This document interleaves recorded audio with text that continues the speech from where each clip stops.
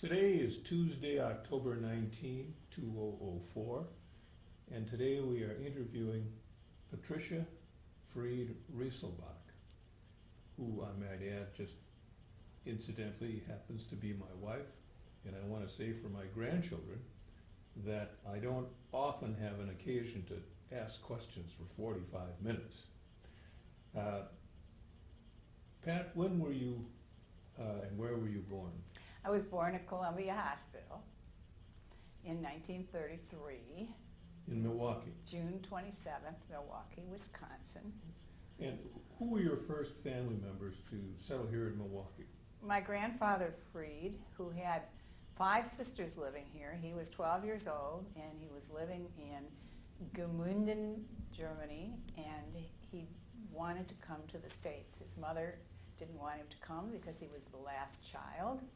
And so she told him that if his uncle, who lived in a neighboring town, said it was okay, he could come. So he got on a wagon, got a ride halfway to the next town, got off, laid down on a haystack, ate his lunch, came home, said, he says it's okay. And the uncle arrived for a farewell party, and that was the first time that he heard that Papa was leaving. He arrived in New York, got on the train. Somewhere around Rochester, New York, a butcher got on the train to sell apples, and Papa thought, I am going to this godforsaken place, and I'll bet they don't have apples out there. I will spend my last $5 on apples, and I'll make a killing when I get to Milwaukee.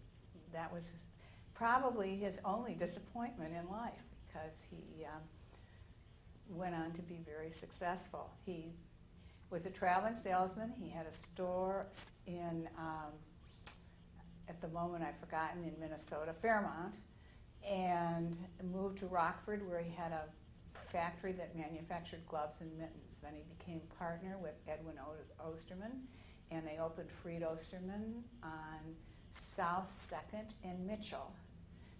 2 old buildings that they bought. One was old and the other was older. And they manufactured gloves and mittens. Then they started a division of men's and boys' sportswear, which they named after their sons, Albert Osterman and Richard Fried. My grandmother was from Chicago. My grandfather met her through her brother, who was a salesman who visited the store in Fairmont. And so she moved with him from Fairmont to Rockford to Milwaukee. And my father was born in Rockford, arrived in Milwaukee when he was 5 years old. Could remember all the good things about Milwaukee in those days, such as being able to swim in the river. When did he arrive here? When was he born? 19 what? Remind me. 1908. 1908. I was there. Right, so he must have arrived here in 1913. And my mother met my father on a blind date when she was visiting her aunt, Rose Freeman, who lived in Milwaukee. My mother was from a very small town in Indiana, South Whitley. And I think this followed a standard pattern for Jewish young people at that period of time. The way you met people, if you were from a small community, was often by visiting a relative in another city or state, because my maternal grandmother met my maternal grandfather that way by visiting her double cousins, whose parents had met at my grandmother's mother's wedding.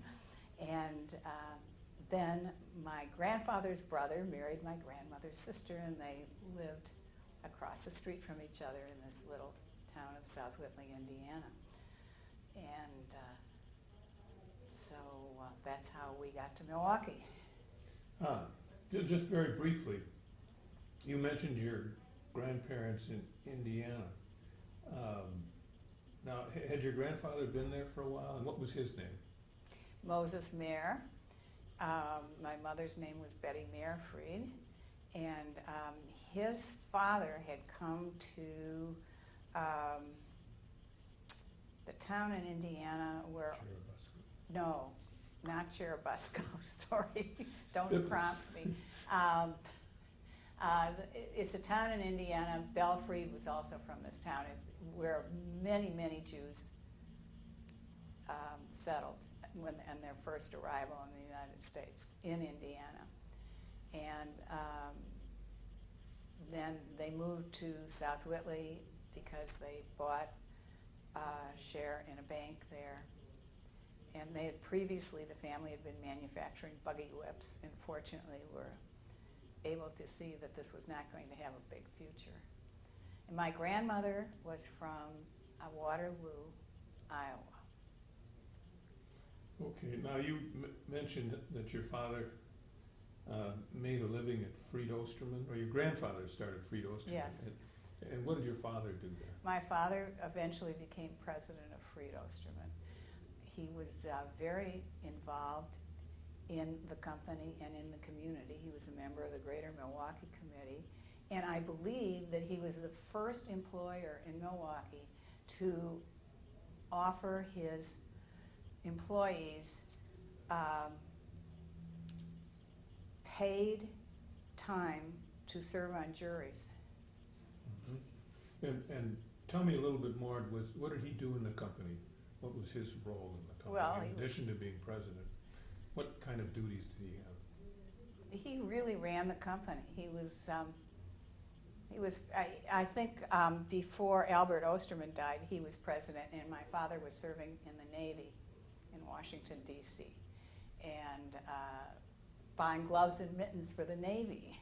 So he was interacting with all the people that he ordinarily sold to. And when Edwin Osterman died, my father came back from Washington to help run the company. And I don't know how I think Dad ran the gloves and mittens, and Albert ran the outerwear, but I'm not absolutely certain. Now, what was it like for you growing up in Milwaukee? Where did you live? What kind of neighborhood? Where did you go to school? Well, I was born, obviously I was born in Columbia Hospital, but my first 8 years were spent on Marion Street, on the corner of Marion and Farwell and Shorewood. And I can remember the ragman coming by with his horse and buggy. Yip, yip, rags, any rags.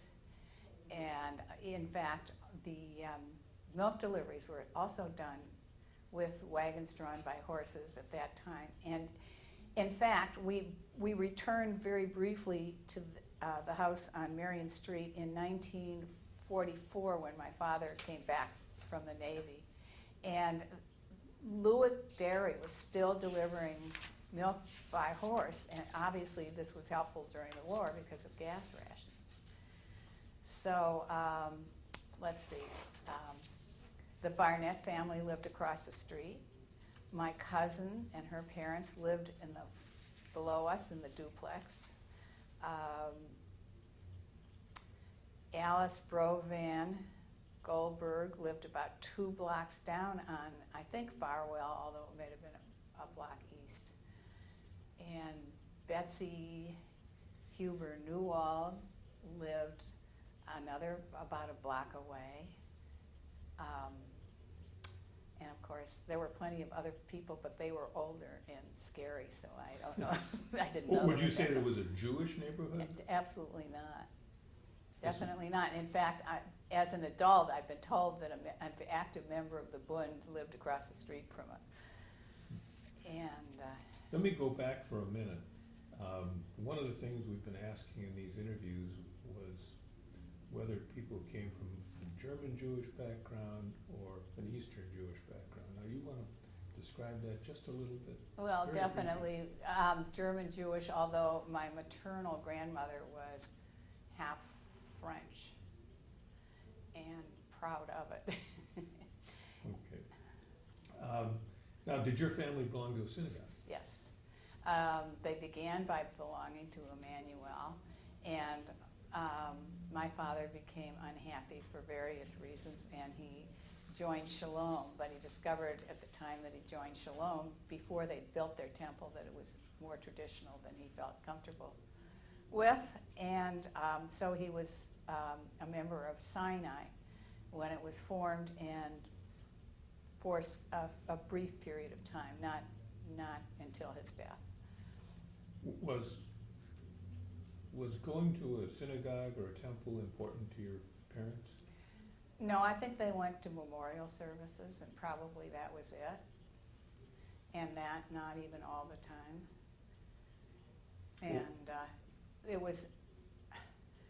they decided not to send me to Sunday school, which is something that I regret. At the time, I thought I was probably, I and my siblings were the only Jewish kids who didn't go to Sunday school, and I thought that was irresponsible on their part. Well, your sister went to No, she something. went to junior con. junior college. When the time came that I was entering high school, I think that my mother began to have some concerns about the fact that I really didn't know any Jewish kids, because we had moved to Fox Point in 1941, just before World War II. And because of gas rationing, there wasn't a lot of social interaction for people living in Fox Point at that time. You know, most of the time you went someplace by bus and streetcar. So she wanted me to attend junior con, and I took the position that since I had never gone to Sunday school, except once, I think, as I've been thinking about this interview, I think Grace Cohn took me to Sunday school to visit one day when I still lived in Shorewood. And so I said, no, I think that would be pretty gutsy to walk into the postgraduate program when I never went to Sunday school and I didn't go. But my sister did not have that same feeling of reluctance, and since she had transferred from Downer Seminary to Shorewood, she attended with all her Shorewood friends. We'll come back to your education. Then we're kind of trying to find out whether your family was a traditional Jewish family. Far from it. And, well, we don't, tell me what your family did. Did you date Jewish boys? Yes. Well, I think that's I think the period that I grew up in, I think essentially I was very conscious of being Jewish. I was aware by 1939 and 38 of anti-Semitism. My grandfather had brought over a young cousin from Germany. And the following year, he brought over his fiancée as well. And they were married in our living room on Marion Street. And I was told not to discuss this.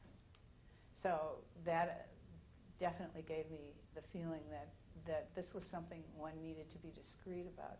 Otherwise, and somebody had asked me what religion I was when I was in, say, first or second grade, and I didn't even know. Well, what schools did you go to? I went to take it all the way through, please. All right, Atwater School for kindergarten. In Shorewood. In Shorewood, first and second grade. I still remember the names of my teachers. Evidently made quite an impression, and most of the other people that I know that attended at the same time also remember their teachers' names. Miss Berg and Miss Ruka for kindergarten. All right, we believe you. Now continue. Assume Then you got out of that I went to school. Fox Point School, which was very small at the time, is now Peter Storma School, because it was named after the principal who was there when I attended, who was an absolutely phenomenal educator. Then I went to Downer Seminary for high school, because Fox Point did not have a high school at the time, and the choice was to go to Shorewood or to one of the private schools, and I chose to go to Downer Seminary. Then I attended Wellesley College and graduated from Wellesley, Boston. What year did you graduate from Wellesley? 55, and that was a wonderful experience. And later, I did graduate work and got a master's in English literature from the University of Wisconsin-Milwaukee. Well, let's go back to your family for a moment. You had some sisters and a brother? I have a sister who is 21 months younger than I am, Elizabeth Fried Lipper. And she lives in Denver. I have a brother, Richard Mayer Fried, who lives in Glen Ellen, Illinois. And I have a sister, 13 years younger than I, Margaret Fried Hillman, who lives in Colorado as well, in Silverthorne. Now, did all four of you marry people who were Jewish? Yes, it's very interesting. Are all four of you members of congregations? Let's see. No, I don't. My brother was a member when his children were attending Sunday school and were confirmed, but I don't believe he's a member at this time. My older sister just joined a temple. She had been married and divorced, and had been a temple member prior to the time that her first husband decided he was basically a Unitarian. But did her daughter marry someone who was Jewish? And Oh, married someone that absolutely. didn't count? Yes. In fact, her daughter is the only one of the 8 grandchildren of my parents who is actively practicing Judaism in all senses. I mean, observing all the holidays and Now, so let's forth. talk for a moment about your involvement in agencies in the Jewish community. I know you've been very active in lots of things, but let's focus on the Jewish community. Well, it started as being a member of the Women's Welfare Board until it died, working at the eye clinic, and also various tutorials that were conducted, and social events. As I remember, one of the 2 of us got the booby prize for bowling at a welfare board bowling party. And otherwise, let's see, I helped with resettling the Vietnamese for a Jewish family and children's agency. Right now, I'm tutoring under the Federation program in the Milwaukee Public Schools. How about COA? And we'll see, when I became a member of the board of COA, it was still primarily composed of Jewish board members and supporters, but the transition was beginning. There were a few people from the broader community. And at this point, COA is definitely not considered by itself or by the Jewish community to be a Jewish social service agency. But going back to, do you want to talk about the origins of COA just for a moment? Well, I do have a number of historical connections. My grandmother was on the board, and I think she was in charge of 1 year, according to the minutes, of buying brushes for the Russian Jewish immigrant children for whom this camp was originally founded, to get them out of the inner city.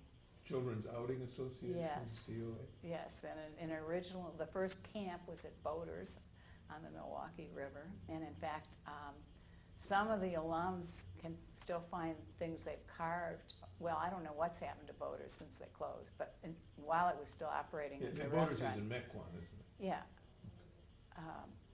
And my mother-in-law was on the board of COA as well. My cousin was president, Barbara Levy, and so it was sort of a natural. But it's such a marvelous agency that I've stayed with it. Having been president, I'm still attending meetings from time to time and involved in helping them raise money. And do they have a Camp for Kids program too? Or is No, that is separate. Camp for Kids was established by the then director of COA, and it's roughly modeled on the New York Times Fresh Air Fund. And it's an organization citywide of youth-serving agencies, Boy Scouts, Girl Scouts, the Y, and several others, and with the Milwaukee school system, who supplies the majority of it's for children who have never been to camp from the ages of 8 through, well, COA would take the oldest campers, possibly 16, but I think primarily recruited in the grade schools.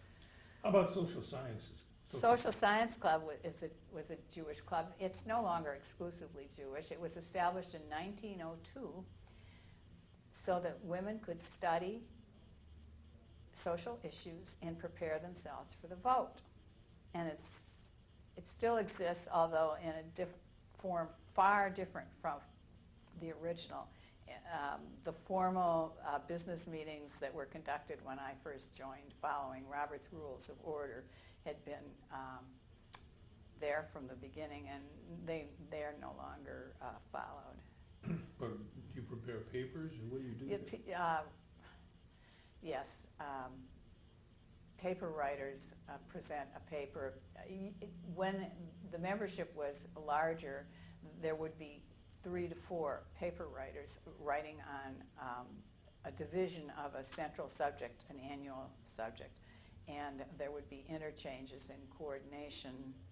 These days, you have 1 or 2 paper writers for fewer meetings. So it survives, but not as vigorously as it once did. And the sponsorship of these tapings is Jewish Historical Society. Oh, well, yes, I guess I'm a board member of the Jewish Historical Society because the history of the Jewish people is something that I find fascinating. As I recall, you've attended some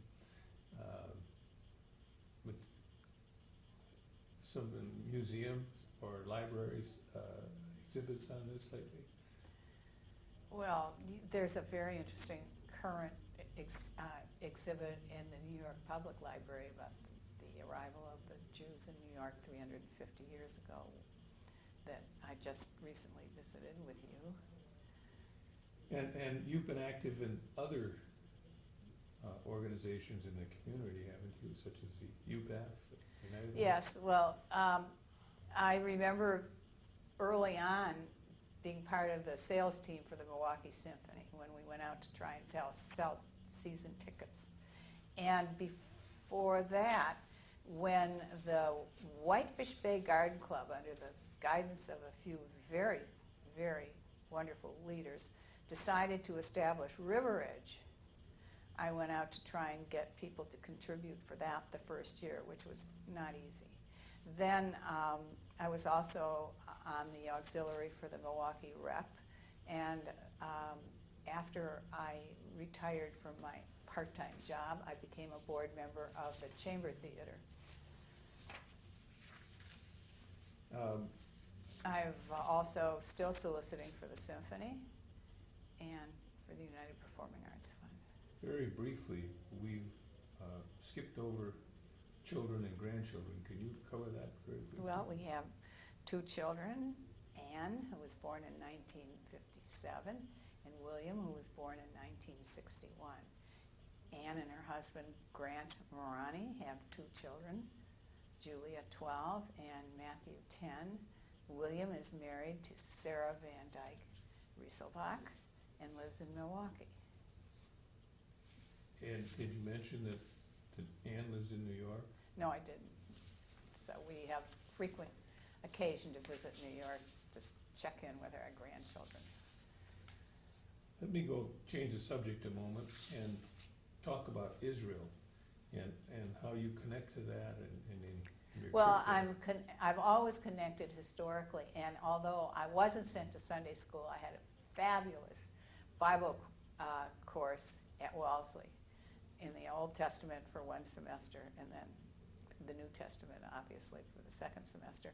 So I've always been intrigued, and in fact, when I was a child, I sat down and tried to read the Bible. I think I got as far as the beginning of Leviticus and gave up in despair. But our trip to Israel with the Milwaukee Jewish community was a great trip and had a good emphasis on history and simply enhanced my interest in the history of the Jews. And I obviously feel connected. I feel responsible to all the Jews who came before me, starting with Abraham, the fall of the temple, and obviously those who perished in the Holocaust. I am always aware that those people should be represented by me and my contemporaries. Well, now, how do you see the present and future of the Milwaukee Jewish community taking that a step further? Well, I think that the Milwaukee Jewish community is very active, does some awesome things. I think that they probably have the same concerns that the rest of the Jewish community in the United States has, which is the loss of members of the community, because this country has been such a wonderful place to live, and because since World War II, there's more than tolerance, there's acceptance, or has been up until now, of diversity, that a lot of Jewish kids have intermarried and with other religions and have not chosen to maintain their Jewish religious links. I think quite often they retain their cultural links. I mean, I was very aware that I was Jewish, even though I got no Jewish education. And I think that that may also be the case for people today who are in a comparable situation. Do you want to comment a little bit on how you see the Milwaukee community as it relates to the total community and the position of the Jewish people in that community? Well, I think they are integrated into all the social activities, meaning social welfare activities. And obviously we have 2 Jewish senators representing the state. So I think that we've found a great role and great participation in this country, which is, we are so fortunate to be in this country. And now I feel very fortunate to be in the Milwaukee community. When I left to go to college, this was not an exciting city, either architecturally or culturally. We got the Chicago Symphony a few times a year. We had a little art gallery, but no art museum. The only real cultural asset we had, I would say, would be the Milwaukee Public Museum and the Milwaukee Public Library. But now we've got more theater than we can attend. We've got a wonderful orchestra and an awesome art museum. How would you like to be remembered? We're on the tape now for posterity. Well, I'd like to be remembered by my family as a loving, helpful, creative person. And I'd like to be remembered for a little while, one would hope, in the community as somebody who has done some things that would have made the community better. Is there anything else you want to talk about that we didn't get to? I know we've covered a lot, but there may be some other things that you'd like to say. Well, I think there is something kind of interesting, since my grandparents and great-grandparents were primarily residents in smaller communities in the Middle West, which is a different experience from the majority of Jews in this country. And in fact, I can remember my maternal grandmother saying to my father at dinner one night, "You know, I think it's a shame, Dick, that you're not sending these children to Sunday school." And my father responded, "Well, Jean, I don't think that you were very observant when you were young." And she replied, "What do you mean we had matzo ball soup every Friday night?" And she also told me that there was no resident rabbi in Waterloo, but the rabbis rode circuit, and they came through, I remember it as twice a year, but perhaps it was more frequent, to marry and bury, or probably not to bury, you had to get them in the ground, but definitely to marry people. And so she felt very connected, and she and my grandfather, although they lived in this tiny town 25 miles from Fort Wayne, were members of the temple in Fort Wayne. And in fact, when the last family member, my last family member who lived in Indiana died, my cousin, the president of the temple at that time, was a cousin of mine. In fact, the granddaughter of a man that my great-grandfather had helped come over from Germany. So I think these connections are very important, and I think that I would like to see them preserved, not only for my family, but for all families, and that's why I think the Historical Society is doing such a good job. Thank you. I think is there anything else we want to cover? Otherwise, we'll just thank you for the opportunity to ask you questions and questions and questions. Well, I don't think that's that unusual. You're welcome.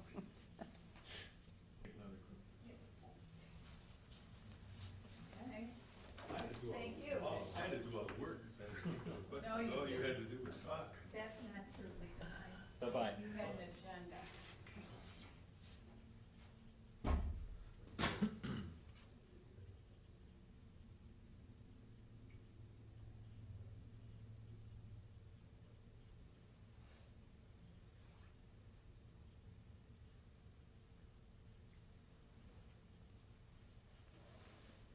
Hi, Dina.